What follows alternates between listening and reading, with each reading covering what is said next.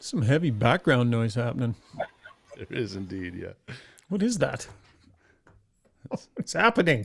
It was from Struds. He's muted himself. This is the magic, folks. Here we go.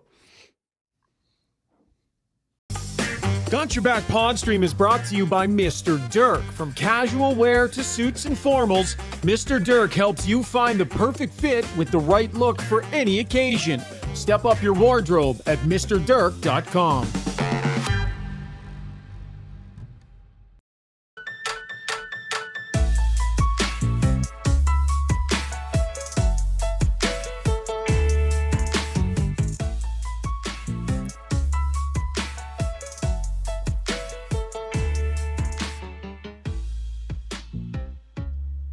Welcome, everybody, to 2025. Happy New Year. Hope you had a fantastic, safe New Year's celebration. And here we all go, kicking off a brand new year, new intentions, new resolutions.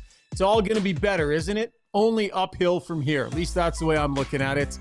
Welcome to 2025 and welcome to Got Your Back. We are off on an off night tonight. We didn't want to podcast when everybody was celebrating the new year, so we put it off and we're ready to rock and roll tonight. We got Jason Strudwick and we have Rob Brown. We got Steve Taylor at the helm and we are ready to roll.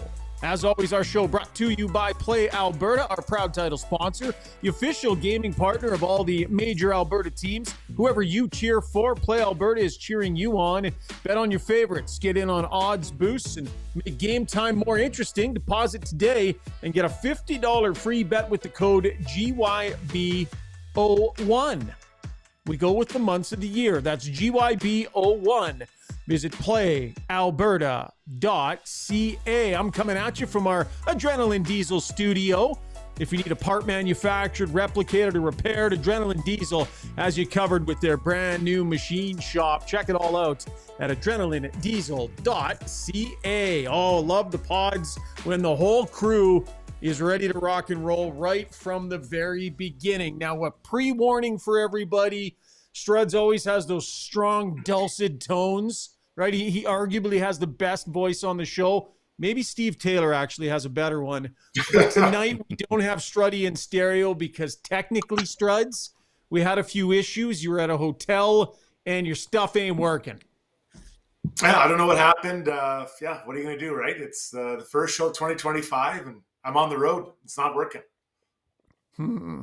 See, now I think Steve, correct me if I'm wrong, but the microphone on his camera is working. So Struds, I think you just need to take that big head and get it right up close to your camera. You got to sacrifice the look for the sound, but I want you to just eat that camera. Let's see how good you can make it. No, that mic is dead. You get that head right, like nice and tight, buddy. Nice and intimate like this. Please don't. No, back away. Please back away. Too sexy, boys. I love it. Okay, how was everybody's New Year's? Brownie, it was an Oiler game night last night, but Happy New Year, buddy. How you doing? Doing all right. It's been a weird week with us and our family and a little girl who's a little bit sick right now, but 2025 is going to be a good year. Looking forward to it. It was a nice way to end the year last year with an Oiler victory and a fun night, and then starting the new year with a podcast, and 2025 is going to be a good year for us. Yeah, I agree. Struds, you're out and about. Like you're going hard New Year's. You guys left town, didn't you? Yeah, we're carving up the slopes. So, learning that every time I get on, it's a couple times a year, I'm actually becoming worse athletically. And now I just think about getting off the hill in one piece. It's kind of embarrassing, actually. I'm getting passed by people that shouldn't be passing me, but I don't ski much, and my ego isn't as loud as it used to be. So I'm getting passed by many, many, many skiers. Yeah, that's the way she's going to be. Do you guys ever go, like, when you're walking somewhere and you're converging a couple paths and that you see, and it's like an older couple and they're walking, you're like, oh God, we're going to run into each other. So then I hurry up a little bit, and then you never catch up to the older couple that can barely move. And you're like, yeah. I'm slower than that couple she's got her wheelchair and he's on his crutches and I can't keep up to that. It's like, wow, it is an ego hit. Strauss, I understand what you're going through on the hills right now. It's tough, man. It's tough. I still look pretty decent, but no, I just don't. I don't want to risk an injury of going too fast. So I kind of slow it down a bit, and yeah, I mean, I seem happy enough going up and down the hills. Yeah. A good day on the ski hill for me is my elbows do not touch the snow once. That is my goal. I ski like I am 93 years old and both my hips are in jeopardy of any sort of fall. And that's a good day on there. I don't know that my elbow, I've been skiing every year. I don't think I've fallen down once in like 6 or 7 years of skiing. Oh, you didn't just say that out loud. Yeah. No, no. What happened? Seriously, What you happened? can't jinx yourself like that. You Is that a can't. jinx? Oh, crap. Well, you just said Well, you don't jinx. fall. You can't say that. No, but you should see me ski. When you see me ski, you'll be like, yeah, he's in no danger of falling. He skis like he's 94. Steve, how was your New Year's, buddy? Yeah, it was good. Yeah, it was good. Went to a neighbor's place. Had a good time. Slept in a little bit today and watched a movie with the family on the couch. So it was nice. Slow day. Nice. Yeah. Good stuff. Well, Happy New Year to everybody. And let's get talking a little Oilage because they bounced back nicely from that brutal game in Anaheim and put a much more complete team game together. And they're going pretty good after that game. So let's get to the breakdown brought to you by our Alberta Ram dealers. Ram trucks continue to deliver with power, style, and innovation. The 2025 Ram 1500 features a bold new powertrain, a redesigned exterior, the state-of-the-art technology. Check out the most awarded light-duty truck ever. See your Ram dealer today. All right. Well, the game was... We won't go into the same level of detail that we might normally on a game night, gents, but safe to say that we all agree the Oilers played a lot better. We'll get to some elements of that game that were better and a few individual players. We got to talk about Jeff Skinner tonight, little Connor Brown action we got to talk about. We got to talk about Chris Knobloch and the line juggling and some of the maneuvers that he's been making and why he did what he did in that game. But guys, I want to start tonight's show talking about Connor McDavid and Leon Draisaitl. We probably don't talk enough about these guys, considering we are an Oiler podcast. They are both on 12-game point streaks right now. Draisaitl's got 24 points, 10 goals in that time. McDavid, 23. They're both now in the top 5 in league scoring. Leon Draisaitl sitting in second place. McDavid is third in points per game because he has missed a few. So Brownie, the consistency with which these guys produce points make everybody's life so much easier. This team is in the fight every night just based on what those two do alone. Well, to me, they're the two best players in the world. And Connor McDavid, I think most agree that he's the best in the world. But right now, if you're picking an MVP of the NHL, it's Leon Draisaitl. So how good is that if you got both of them on your own team? I know that we're going to get into line juggling and Chris Knobloch and moving players around.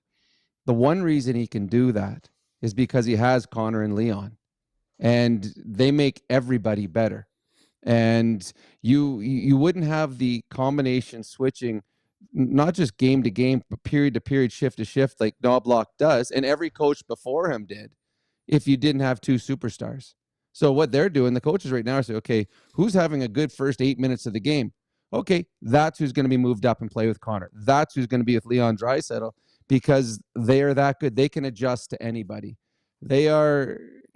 It's almost unfair when teams come in and you could play the perfect game but lose because Connor and Leon did something special. And you played them properly, but Connor and Leon beat you. So to me, they play the game completely differently. One complete speed, one slows the game completely down. But I've said it for a few years. I believe that they're the two best players in the world. Yeah, I've heard you say that before, Brownie. I think what I'm guilty of is being desensitized to the greatness. And what I mean by that is that they're just so good that some nights, when they get their 2 points, I'm like, yeah, you're supposed to, and they don't, then I challenge them, say, well, how come they're not getting it done, right? And I like the point you make that they seem to be willing to play with almost whomever. And they keep going, and obviously they have some at times frustration. They don't feel it's the right guy, but they do so much for this team on so many levels that you do become desensitized to it, and we'll appreciate their greatness more when they're no longer here. Yeah, man, it really is something. And the thing I like about McDavid, I mean, I thought he was quiet in the LA game. I think he was a little better in the Anaheim game than he was in the LA game, just in terms of being on it. And then I thought in this game, he was really good. He was a driver, and he, was right back to kind of his regular form. Draisaitl, man, when he wants to play at both ends of the ice, man, is he something else? Just when he skates just as fast in both directions, he is one of the best two-way players in the game. And we're seeing that now and then. It's popping its head up here and there with Leon Draisaitl this year, and it certainly is pretty impressive. We'll get to the Weiss Johnson soundbox here. I have Chris Knobloch talking about the advantage of having those two. I know it's obvious, but man, I asked him to try and sort of put it into words what an advantage it is. If it's time for a new furnace, garage, heater, or hot water tank, Weiss Johnson's here for all your home comfort needs, specializing in servicing your existing systems or installing new ones. Stay cozy this winter. Visit weiss-johnson.com today. Weiss Johnson, whoa. All right, I forgot to label my clips, so one sec here. This maybe is the one I want. I think he really does things with a purpose. That's not it. Look at our record and where we are in the standings, and the two big reasons are Connor and Leon, how well they've played both ends of the rink, and then also producing offensively. Every single night, very rarely they held off the score sheet, and you have success when your best players are your best players, and those two are our best players, and very, very few times they're not. So, it helps everyone else, especially me. Especially me. It just make coaches look brilliant. Hey, Brownie, those two? Well, they do. And it's funny. Connor didn't have a great California road swing, yet with a little puck luck, he could have had 6 goals in those 2 games. He had 2 or 3. Yeah, he had 2 or 3 breakaways in the Anaheim game by himself. I mean, he's that good. And again, and Struds will be able to talk about it more than I would, but as a defenseman, you could play Connor perfectly. Right gap control, you got your stick in the right area, you're keeping him to the outside, and he scores. Leon Draisaitl, okay, I'm going to keep him to his backhand, going to always force the guy to his backhand, keep him here. And all of a sudden, you've got everything. He finds a passing lane through your legs, someone backdoor, it's a goal. So as a defenseman, you could do everything right and still fail. And I think, Struds, that's the hardest thing defending the Edmonton Oilers. When Connor and Leon are on, there you could do everything you're supposed to do and still be skating back to center to see the drop of the puck because they just scored against you. Well, I like the way you phrase that, because as a D-man, it's easier when everyone's really fast or really big. It's hard when you have different players and different looks for different lines. So that's why I think I always gravitate back towards them being on different lines, 5-on-5, because Connor does it one way and Leon does it another, as you mentioned. And that's hard. It's really hard to figure out how you're going to defend that. I was watching the plays of the year with my sons here, and they showed the goal against Dallas where I think he kind of rolls high, comes down, and looks like he's going to drive wide. Heiskanen just turns his feet slightly. He turns back to the middle, backhand, far side shelf. Like, as a D-man, I did a pretty good job at least getting him to the outside, but he's so quick and turns on a dime. He's back inside and just jams it far side. And you walk back or you skate back to the bench, you're like, well, I guess I turned my feet too quickly. But you know what? There's probably, out of the 750 NHL players, maybe 2 players who could beat you, maybe 3, Makar, McKinnon, and the guy who did it. Yeah, for sure. Okay, we're going to move on here. Let's talk a little bit about the night that Jeff Skinner had. Before we do, though, Steve-O, you see that great comment from Dylan Hergott on the stream? Boys, missed the last 3 episodes after not missing a minute for the last year or so because my little baby girl was born over the weekend. Can we get a shout out for little Nora? Congratulations to Dylan and the missus, and welcome to Oiler Nation, young Nora. Congratulations, buddy. Love hearing that. Love the name. Okay, let's talk about Jeff Skinner, guys. It's been a bumpy ride, and there have not been many opportunities for praise from the head coach for Jeff Skinner. And if you listen to Chris Knobloch 2 days before this game, after Skinner was benched, guys, that availability, it was 7-8 questions about Skinner. And I mean, Knobloch did the best he could, but it's been kind of awkward with him trying to talk about this player because it just has not been good. So Jeff Skinner gets back into the lineup last night, plays a decent game, and the head coach pounced all over the opportunity to heap a little bit of praise onto him. Here is the head coach in the Weiss Johnson soundbox. Jeff played really well tonight. I really liked his game. Plays like that, deserves more opportunities. Right now, I've got a bunch of guys I think deserve more opportunities, but he's got to stick with that. And I think he played dug in, won a lot of battles, had some shots on net. I thought that was a really good game from him. One shot on net, played 10 minutes and 53 seconds. Brownie, why was he better? Well, the bar was low. I mean, in all honesty, it's funny. It was about 5 or 6 games ago or something like that. After a game the Oilers won, one of the first questions was, how does Skinner get more ice time? And I remember Knobloch, that's the question you're asking me? He was befuddled. He had no idea that was coming. There's a lot of questions about a guy that's a fourth-line winger for the Edmonton Oilers. Jeff Skinner came here with much loud talk about a guy that's going to play with Leon Draisaitl. It hasn't worked out. And even when Chris Knobloch talked there, he praised him. But then he threw in that there's a lot of guys that need more ice time. And he's not moving up in the lineup, Jeff Skinner. I mean, there's zero chance. This is a guy that when injuries were here, he couldn't find his way up. He and Derek Ryan are two guys who are going to be flip-flopping in and out of the lineup because they're not going to want to have Ryan out for weeks at a time. Skinner can play in the National Hockey League. He can still contribute in the National Hockey League. He's miscast with the Edmonton Oilers in a third line role, not getting power play time really.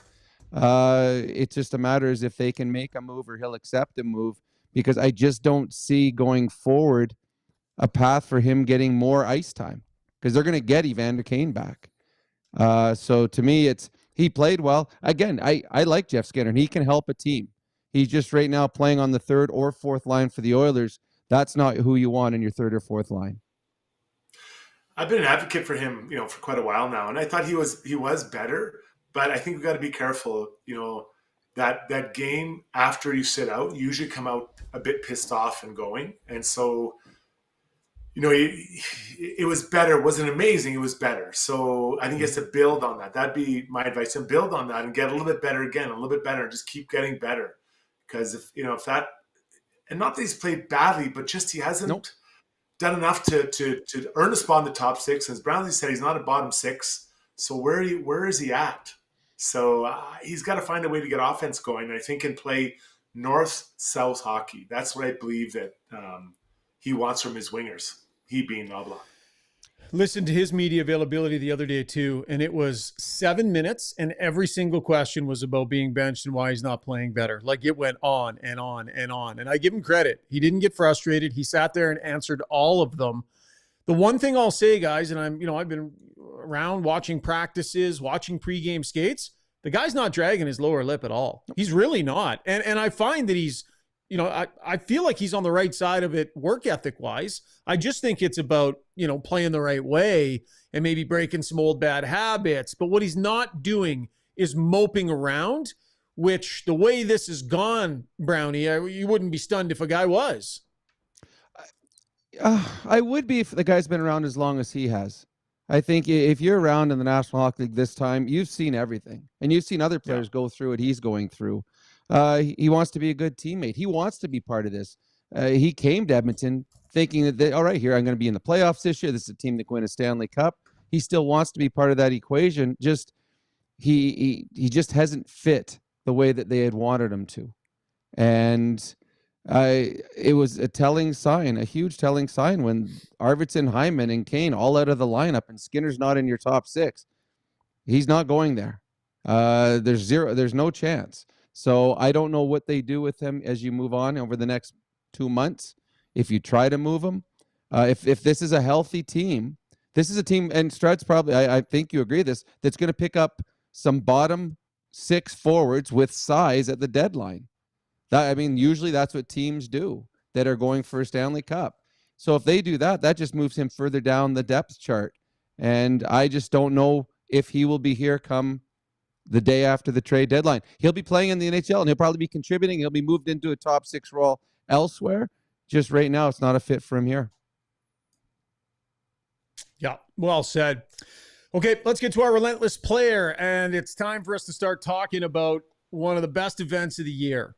6 unforgettable evenings of laughter and heart at the annual Comedy Nights fundraiser this March, promising delicious food, hilarious entertainment, and a sense of community, all in support of a great cause. Every ticket sold helps provide vital mental health support, job training, and mentorship to young people in need. So don't wait. Grab your tickets now for UCAN Comedy Nights, ucan.ca. Mention Got Your Back, and you will get 10% off. Looking forward to another great event. Been there the last couple of years in a row, and they always put on a fabulous show. Struds, relentless player. Yeah, you know what? I had a coin toss. I wrote down 2 names, and I'm still a little bit biased towards the one player, but I'll go with the other way. Connor Brown. You know, Connor Brown was sewn up on the line, and, you know, usually you throw up on the top line. You know, you want to get some points, and he did. He got 2 points. I thought he skated really well. He looked fast and got his 2 apples. So for that reason, I'm going to go with Connor. The other guy I had was Matthias Ekholm. I thought he really had an offensive flair to his game last night, and that was my other guy. But I get criticized for going with the D-man who ignore the backbone of every team, Brownie. So that's why I went with Brownie. I thought both were fantastic. Really, they were. Connor Brown has just continued. I mean, it took a year and a half for him to get where they expected him to go. He was signed here to be in the top 6. It took him a year and a half to get there. He looked comfortable, but as an Ekholm, I mean, he's been all world. And again, I think his offensive upside was overlooked in Nashville because he played with Roman Josi, who's one of the top 5 best defensemen in the league in the last 10 years. So you could not go wrong with either one of those, as both Ekholm and Connor Brown were fantastic last night. All right, good stuff. Okay, before we wrap this segment, Steve, jump in here, buddy. Let's get our YouTube poll out there, courtesy our friends at DeBoer's Golf Shop and Fitting Center, helping you play better golf since 1999 with their TrackMan fitting bays. Instruction, after-sales support, golf merchandise, and clothing. Go down and check out their Pro Shop-style atmosphere located at 5311 99th Street in Edmonton. Steve, little New Year's theme, buds. Yeah, we're going with New Year's theme tonight. So the question is about New Year's resolutions. And what do you think about New Year's resolutions? So the 4 options are, I love them, I set one every year, or I always set them, but I never follow through, or I don't bother with them, or the other one is, I think they're overrated and I prefer year-round goals. So what do you guys think? Struds, what's your philosophy on resolutions, bud? Yeah, I've never really gotten into it. Last year, I had a couple that I committed to 3 months, and they were quite successful in their own way. But no, I'm not. If I'm deciding to do something, I'm going to do it. I don't know that setting a date is my way of operating. Yeah, Brownie? I'm the same. I'm not really into it. If I someday I'll get up someday and I'm like, hey, I'm going to do this week. I want to get this done, but I don't wake up on January 1st saying I'm going to be a better human being. I mean, yeah, I don't know if I can top what I've done in the past. So I think it kind of coincides. Tough to beat. I think it kind of coincides with just eating like a dummy over Christmas. And by the time you come through that, then you kind of have one last hurrah eating like a dummy on New Year's. And then you're like, okay, enough eating like a dummy. So it kind of coincides with the first, but I think it has more to do with just acting like a dumbass for 2 straight weeks and saying enough of that. So that's kind of where my head's at. Like, come on, what are we doing here? There's no need for it to be like this for 2 weeks every single year. Let us know what you think on our DeBoer's Golf Shop and Fitting Center YouTube poll. Okay, gents, before we go to break, got an interesting little comment here from Aaron St. Pierre on the YouTube stream, and we appreciate everybody's contributions. Whatever your opinion is, this caught my eye. Aaron says, notice how all the reporters were asking stupid questions at the post game. Utah on a back-to-back, Keller out, backup goalie in nets, and the best they had was why the lineup swaps. And then he goes on to say, nothing on the effort or lack thereof in the previous 2 games. Questions about how to defeat Vegas and the Kings. Possible questions about improvements that need to be made to bolster the club. Okay, Aaron, thank you so much for those comments. If you are suggesting that last night post-game us working reporters should have gone in there and asked the players what could be done to bolster the club moving forward, what additions could be made. If we would ignore the game that was just played and talk about Vegas and about other teams, to talk about anything other than, the game we had just seen. One of the big storylines in that game was some line juggling that happened, some adjustments that Knobloch made, then adjustments he made to his adjustments that ended up working and eliciting positive results. That's called a game story. That's what we go in there and ask questions about, bud. You might want to get your head a little screwed on straight about what we do and how we do it. Anyway, let's talk about the line juggling when we come back in the next segment, guys, because it was a big part of what happened last night. Chris Knobloch again with some of that magic touch. Lots more ahead here on Got Your Back, presented by Play Alberta. Ready to go all in this season? Mr. Dirk's got you covered with express on-site tailoring, a wide selection of craftsman-made suits, sport coats, and casual staples for every occasion. Score big with Mr. Dirk. We've always got your back. Visit us off White Ave, south of 102nd Street, or browse online at mrdirk.com.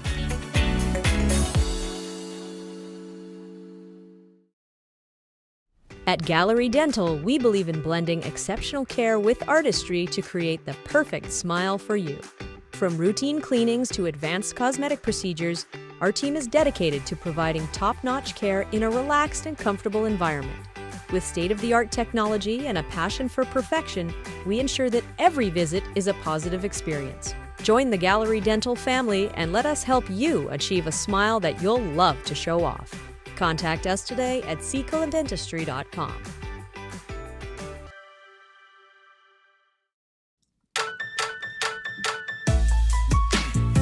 All right, welcome back to the show. Time now for our takeaways, brought to you by Martin Motorsports. With Skidoo, every trail is a new adventure, every mountain a new challenge. Whether you're a seasoned pro or first-time rider, there's no feeling like it. Create an unforgettable memory with those who matter the most. It's not just the ride, it's about that Skidoo feeling. Experience it today. Making your first visit to Martin Motorsports, check out their sled lineup. Oh, it's that time of year. The snow has fallen. Look at that fun. I don't recommend trying that particular move, though. Wow. Okay, gentlemen, line changes. So, Brownie, it was interesting. I heard you talking, I can't remember where it was. Maybe it was on my drive-in pregame or wherever. You kind of talked about the fact that, line changes don't generally feel like too big a deal because he changes his lines quite a bit. But I thought what was interesting is not only did he change his lines heading into this game, Nugent Hopkins gets bumped down to the third line center spot, right? Zach Hyman ends up flipped over to the other side. Connor Brown ends up there. So it's like a bunch of movements all over the place. So he makes all those moves, and you can kind of understand why. And then he undid it all in 20 minutes, Brownie. Well, it's funny. I was doing the pregame with Bob Stauffer, and he said, what do you make about all the lineup changes? And I hadn't really paid attention. I'm looking down at the sheet. I'm like, oh. I said, in all honesty, does it really matter, Bob? I mean, by the end of the first period, it's all going to be different anyways. It's funny. I don't know if you noticed this, and Knobloch talked about it when he switched Hyman and Nugent Hopkins back again. He said that Hyman didn't look comfortable on the left side. The opening faceoff, Hyman was out there with McDavid and Connor Brown. Hyman went and lined up on the right side, and Connor McDavid said, no, and pointed, you're on the left side today. Hey, oh, yeah, I'm over here. Side. So it's like right away, you're like, oh, okay. That I think Knobloch changed the lines up to start with to send a message. They did not have a good California swing, and they were terrible 5-on-5. Like, that was their worst performance 5-on-5 in Anaheim all season long, considering who they're playing against. So let's send a message. And, it's not going to last. The lines are going to be what they want the lines to be. But what I appreciated with Knobloch, after 20 minutes, oh, yeah, these didn't work like we thought they would. Yeah. What can we do instead? And just like we saw last year, the entire playoffs, every time Knobloch made a move, and you're like, hey, I don't understand. Oh, it worked. Oh, I don't understand this one. Oh, it worked. Well, right away, Brown, Nugent Hopkins, McDavid, two goals in 20 seconds, and that was the end of the hockey game. So, there are coaches that I've played for in Struds that you've probably played for that if they make a move, they're sticking with it because they're proving themselves right. There's a lot of coaches that wouldn't have made another adjustment because that would have been telling the world, ooh, I screwed up at the beginning of the game. Knobloch said, okay, that one didn't work. Let's try something different. Yeah, I want to build off your point that he has a touch and he has a good feeling about his team. And not every coach has that. And we see it where again, Brownie can say they go too long, or they're unwilling to change in the first place, or someone's having a good night and they refuse to give that player more ice time, or that group more ice time. But he seems to have a touch with his team and a sense of what's required. Even going back to Emerson up, Emerson down, and now Emerson moved back again, to somewhere kind of that 5 spot. So I really, really appreciate his touch with his players and understanding what works and what doesn't.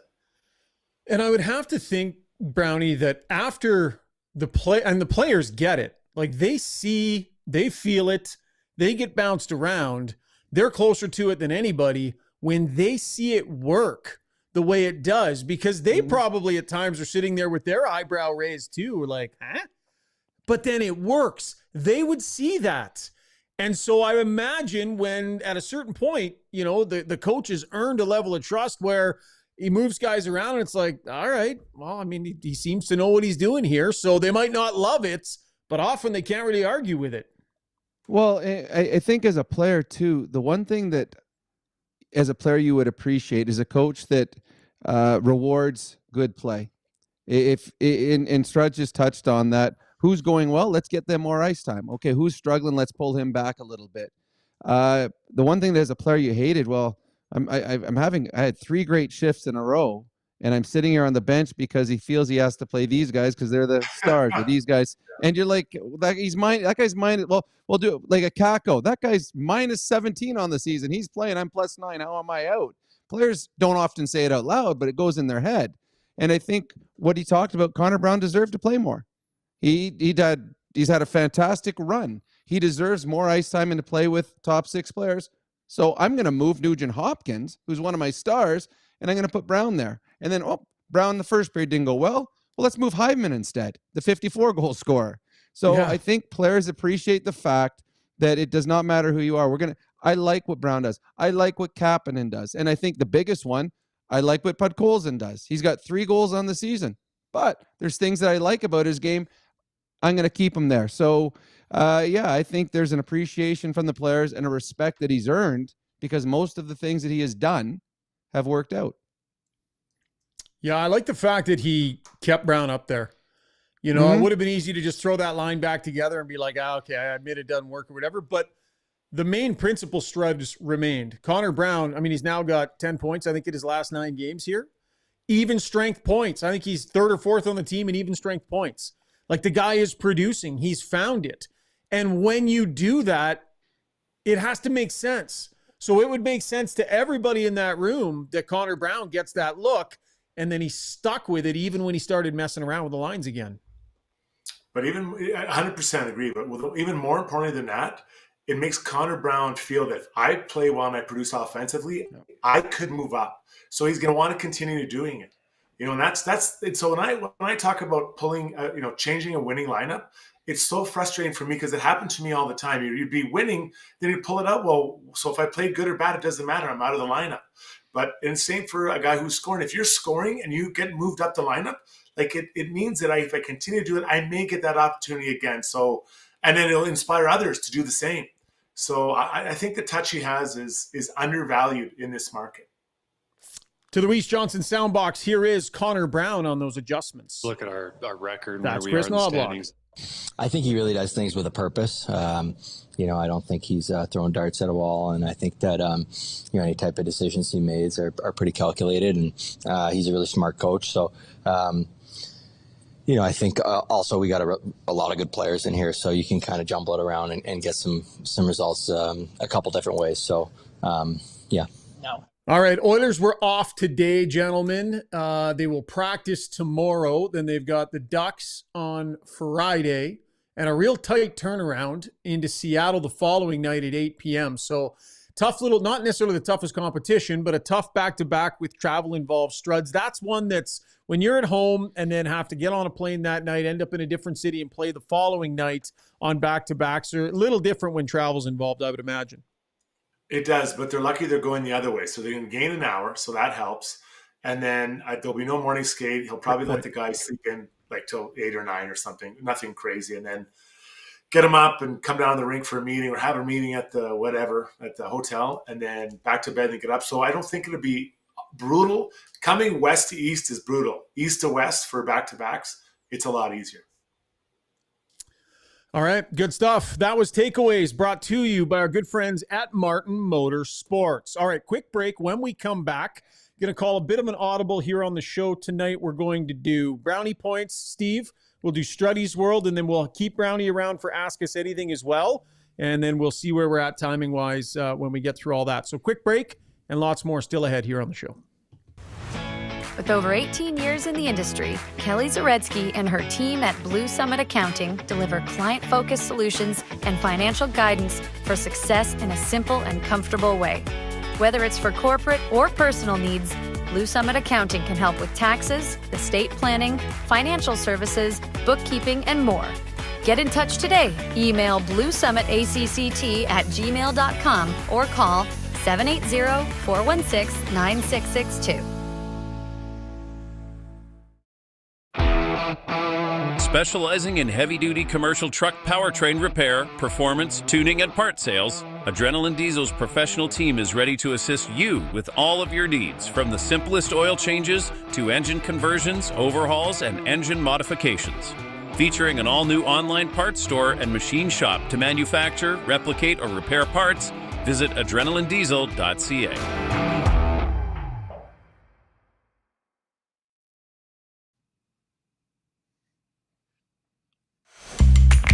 When you make a mistake, heads should roll. It's not right. And I'm here. Someone has to put their foot down. Now that I say it out loud, it does sound a little crazy. Gotta look good.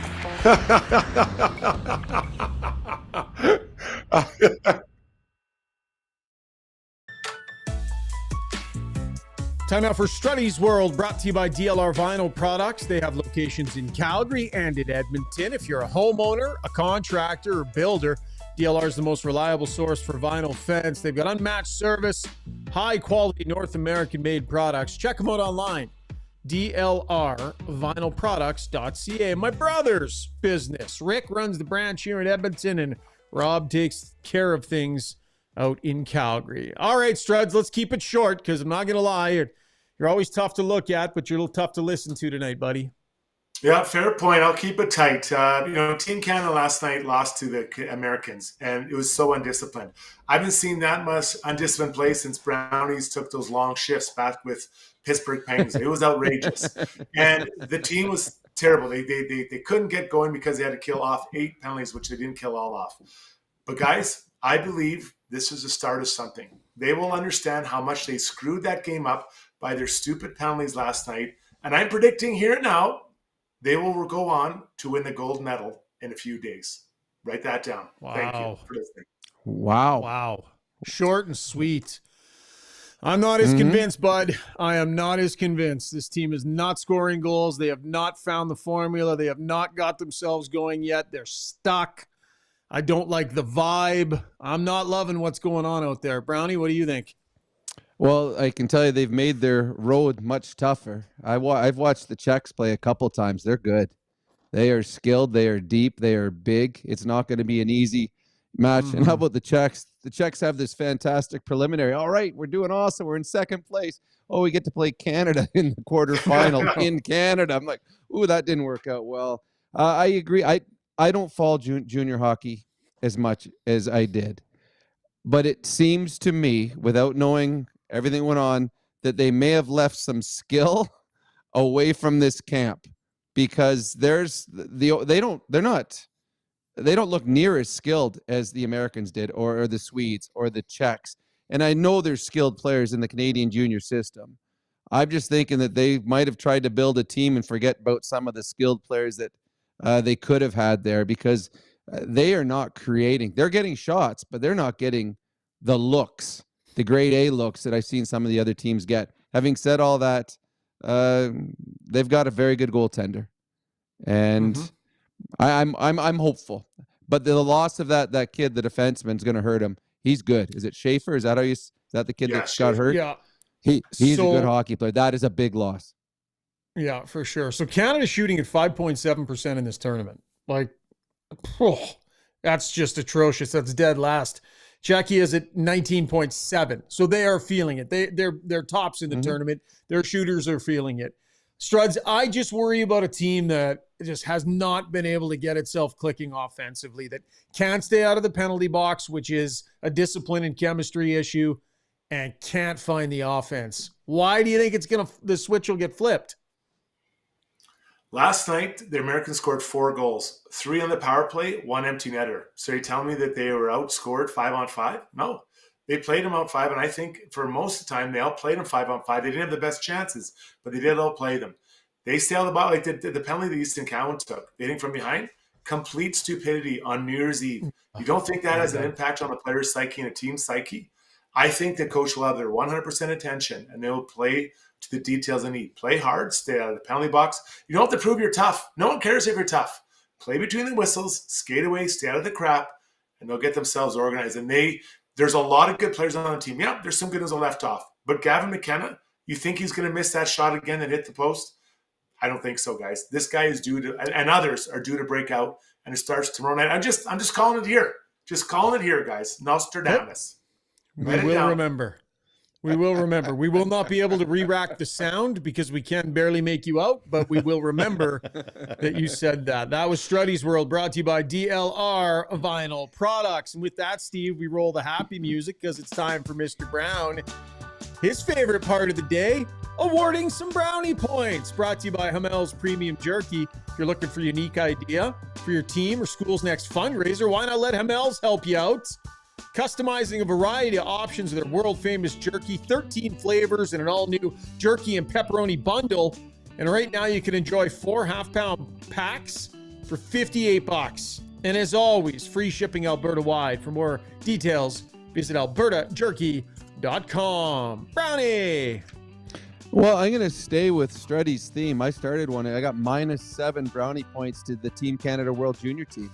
They took 7 penalties. That was the difference in the hockey game, and a lot of them were silly. The Cowan one that Struds talked about, I hit from behind, that was so blatant, so easy to call. The other one where the kid kicked the goalie's stick away. I mean, that's a penalty 100 times out of 100. You can't do those things. At that point, the shots, I think, were 20-4 in favor of Canada. They were dominating a game they were losing in. Then they just started taking silly penalties, and I blame, it's part of the blame's on the kids, but to me, that's a coaching issue. A discipline is a coaching issue. So that's something that better be rectified before the game against the Czechs, who've got some skill up front. I have got 44 brownie points to my kid, Ben Brown, because I told him that if he beat me in the Family Cribbage World Championship, I would mention him on the show tonight. Kid cheated. I can guarantee you he cheated, but he beat me 2-1 in the World Championships today. He's got bragging rights for at least another month or two till I see him again. I've got 125 brownie points to Leon Draisaitl. He's number 1 in the NHL in goals. He's number 2 in the NHL in points. He's number 5 in the NHL in plus minus. If I know it's only half a season, but if they stop the season today, he's the MVP of the National Hockey League. He is playing that well. I have 750 brownie points to the Colorado Avalanche. Since they traded for their 2 goaltenders, they're 9-3. Their winning percentage is .750. Blackwood, 5-1, 185 goals against, 936 save percentage. Scott Wedgwood, 4-2, 193 goals against average, 932 save percentage. They went out and made changes. They found out something that they needed to fix. They fixed it by getting 2 new goaltenders. This is a completely different Colorado Avalanche team. They become one of the favorites in the Western Conference. And the last one, we've talked about it a whole bunch. I got 17 brownie points for Connor Brown. Elevated the first line last night, gets 2 assists, responds that way. 17 points in his last 24 games. All even strength or shorthanded. And until last night, all of those points were being played on with guys on your 3rd or 4th lines. There's a reason he got elevated the way he was playing. So Connor Brown, good on him. I would think you will see him there tomorrow night against the Anaheim Ducks. Yeah, I don't know why you would change that up. He's been going good. Definitely deserves another look, and expect a much better effort for the Oilers against the Ducks than they had back on the weekend. Brownie points brought to you by Hamel's premium jerky. Okay, Steve, will hop on in here. We always love to get Brownie involved and ask us anything. It'll be a little bit quicker, though. We got to have Brownie out of here by 9 o'clock. So, Steve, hop in, buddy. I know you've been gathering some of the best comments coming in on the stream, and Ask Us Anything is brought to you by Mortgages by Maria. She just does a great job with your mortgage. If you have any issues, any questions that you have, rates are coming down. If you want to know how that might affect you or what it might look like, definitely check her out. Mortgagesbymaria.ca is the website with Maximal Mortgages. Randine and I use her. She's looked after us for a number of years, and she just knows what she's doing, gets back to you in a timely fashion, and always with great advice. All right, Steve, what have the people been saying tonight, buddy? Hey, sorry, I'm just trying to get myself in here. Here we go. Oh, that's okay. No giving problem, the people what they want. Well, I kind of sprung that on you. I threw you an audible. I moved some stuff around, so it's all good. You're scrambling back there, but great job, buddy. It's all good. Some kind words for Struddy and his predictions. We got Machine Gun Janmark saying Nod Strud Damas. And starting over at 61 said Strudda Damas. So anyway, yeah. Okay. Those made me laugh. Okay. Machine Gun Janmark again comes in and says it's the fact that Knobloch is doing the changes not out of panic, but with logic. And that's why it works, in my opinion. Players emulate their coach. Thoughts on that, Certainly Brownie? appreciate it, hey, Brownie? Like, certainly appreciate it when the logic makes sense and works. Well, it does. It's funny. In my era, you never asked why. When a coach said something, you did it. You never asked why. And nowadays, okay, we're going to do this. Why? So the coach has to be able to elaborate why they're doing it. So right now, when we're going to put you here, well, why? Well, here's what I see. Here's why we're going to do this. Here's what I feel is going to be better. And everything works because it is logic. And that texter or whatever, YouTube, however you guys write the stuff on it, is 100% right, because a lot of times a move is made because of panic. Okay, where things aren't going well, okay, you go out there. I've seen it many, many times, and I'm sure Struds has too. This is one where you're sitting back and you're thinking, okay, we're really good, but how can we become a little bit better? So 100%, it is logic over panic, and a good big reason why it seems to work just about every time. He's so calm. He's so calm. Mm-hmm. I really like that. I couldn't stand when coaches would lose it. Upsets everybody. So he's calm and he makes his moves calmly. Okay, we got James Barrels. There's a lot of talk on the stream about Kane and what's going to happen with him when he comes back. So he says, who's being moved out with Kane back? Would you let Kapanen go or Ryan or something else? What do you think, Brownie? Strug, you want to go first? Oh, sorry, Shocker.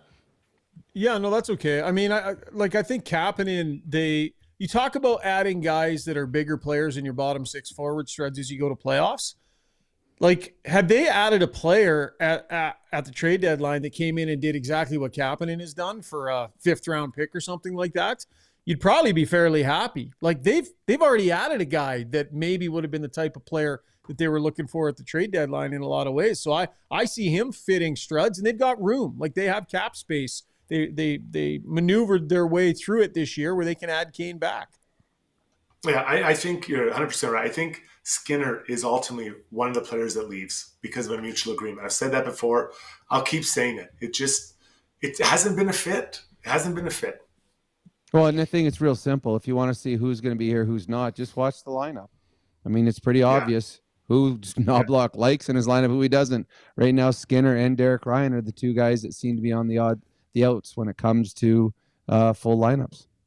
Yeah, part of the issue with that, though, Brownie, is sometimes you got to play a guy so that you can move him. Like, sometimes you have to, like, Jeff Skinner's going to have to get some traction here for the Oilers not to have to attach something to him to get him to go. Oh, I agree with that. But I think he's saying when Kane comes back, where are you going to put players? Who's going to be moving out? So it'll be, I agree with Struds. I think Skinner and I like Derek Ryan, but I believe the Oilers, Knobloch, likes Kapanen better. Okay, Avi Hoffman says Nuge and Hyman are playing sound puck on a nightly basis now. The Oilers' depth is underrated when they show up. So yeah, just thoughts on Nuge and Hyman's game the last little bit. What do you think, Brownie? Well, I'm a huge Zach Hyman fan, and he's been on a bit of a run since he came back from injury. He's he's a star in this league. And Ryan Nugent-Hopkins does everything. He penalty kills. He's on your power play. He's on your first line. If you feel like moving him down to play center on a third line, it's pretty good defensive conscience on your third line. So it's funny when you call Hyman and Nuge depth players.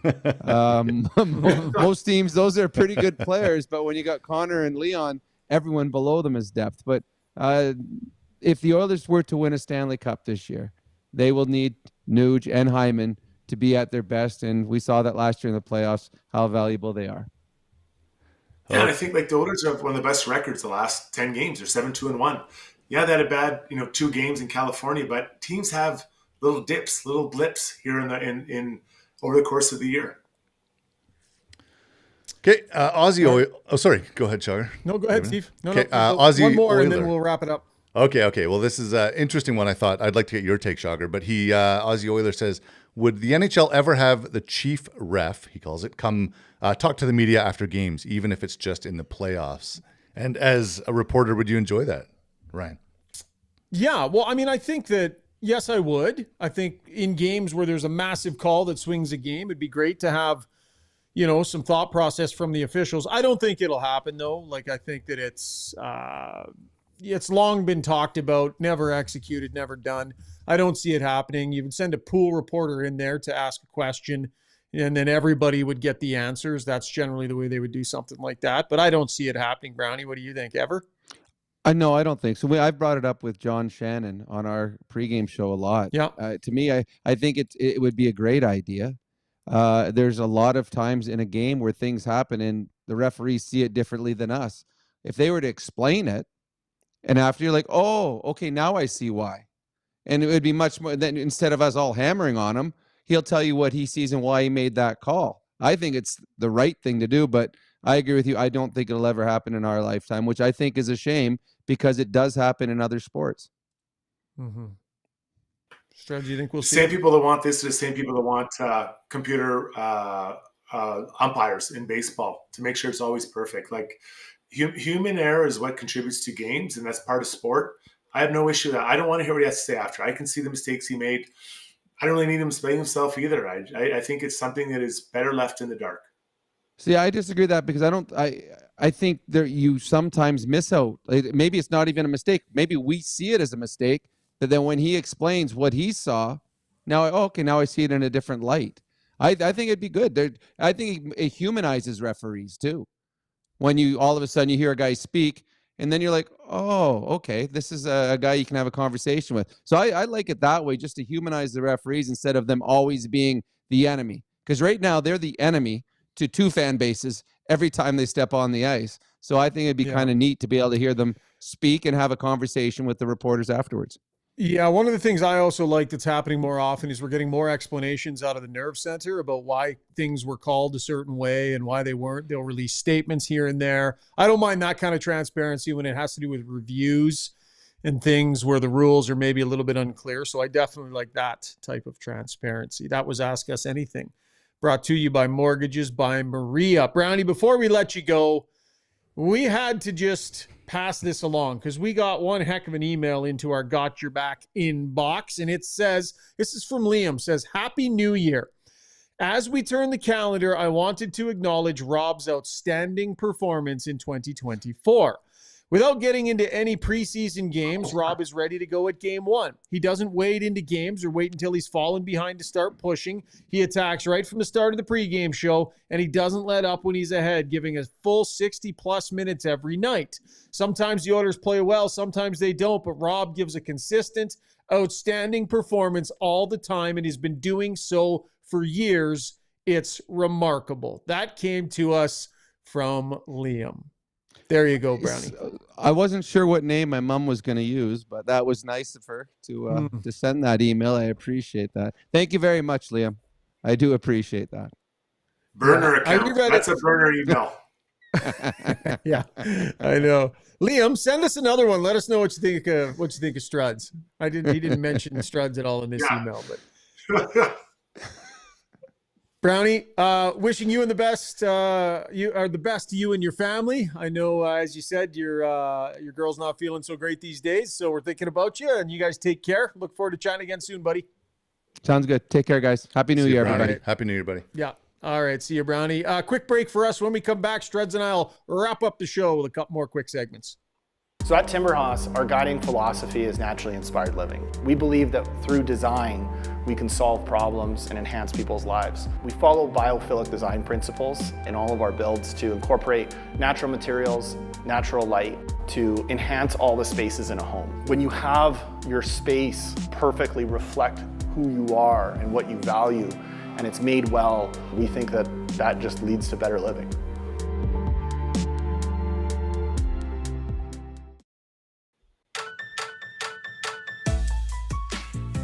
All right, time now to take a lap, brought to you by our friends at Acon. 150 years they've been doing their thing in the construction industry, and they are looking for workers. So if you are looking for a job, if someone you know is looking for a job, their website is acon.com. You click Join Our Team, and you'll get a real nice list of all the jobs that they have posted in the area, across the country. Really, if you know someone that's struggling to find work, acon.com. Join Our Team is a place to find ready-made jobs for laborers of all different types of skill sets, and they are a fantastic company. Time to take a couple of laps, Struds, and I think maybe where we start is with Igor Shesterkin heading to IR. Things continue to get rougher in New York. This team is absolutely in a downward spiral. So Molly Walker from New York Post Sports reported today on Sources after Domingue was recalled from the minors that it's because Shesterkin is going on to IR. Just another blow for a team, Struds, that has now lost 15 of 19. Wow. Last place in the Metro. Last place. This team is sinking fast, and now the one person that could probably pull them out single-handedly and has been playing decently is no longer available. Yeah, it's really been something. They've lost 7 of their last 8. They've lost 4 straight. They're in an absolute spiral. It's just a matter of time here, you think, before the coaching change comes. I mean, the management has stepped in it a few times already this year. It is just nothing but ugly. And what a break for some of those teams in the Eastern Conference that felt like they were going to be tweeners, Struds. Now you got the Pittsburgh Penguins, of all teams, floating around a playoff space. You got, teams that are in the fight now because a dominant team in New York that everybody assumes would be there has fallen off so far. So there's some open territory there, and teams are working hard to grab it, but what a train wreck.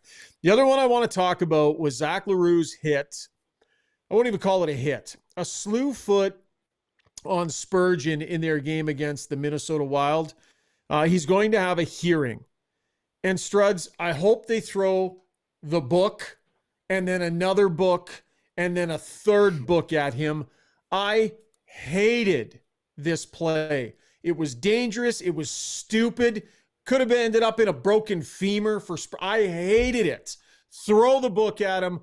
Garbage, gutless play with another player's career in your hands. You make a dumb decision like a double slew foot out the back of the legs while lifting up with your stick.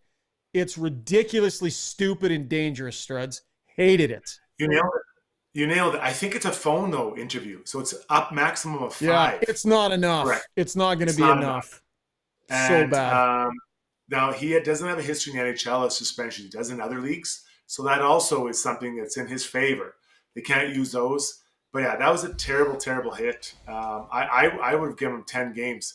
And Jared Spurgeon's getting an MRI, and that's not a good thing when you're getting an MRI and it gets public like that. So it could be this. I hope he's all right. That it's just precautionary. So but man, it doesn't look good. I heard about it, and then I went and watched it, and I went, "You got to be kidding me!" Like, credit to the refs, man. They called the major, and then they gave him a match. Yeah. Like, the refs gave him a match after having a look at it. I don't think they're allowed to do that, right? They elevated it to a match after looking at it, didn't they? Yeah. And this player has a history of some really dirty play in other leagues. So he's a predator. He's a predator, and players that play against him should know that and should react and be prepared accordingly. Oh, it was so bad. That one was so frustrating to watch. It was so dangerous. You're skating.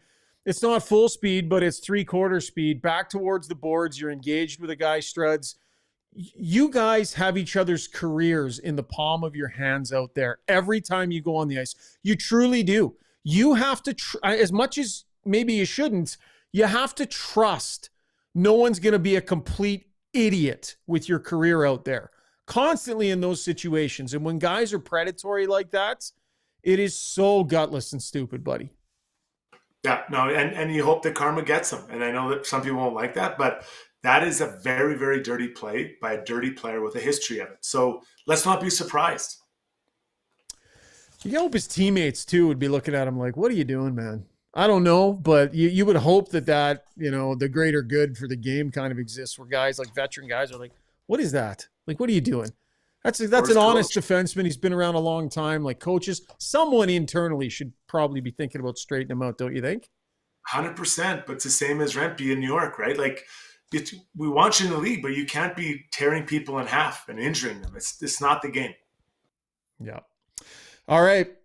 That was Taking a Lap, brought to you by our friends at Acon. We wrap up, as always, with our play of the day, brought to you by Gallery Dental. From air polisher cleanings to advanced treatments, Gallery Dental offers a full range of services designed to keep your smile healthy.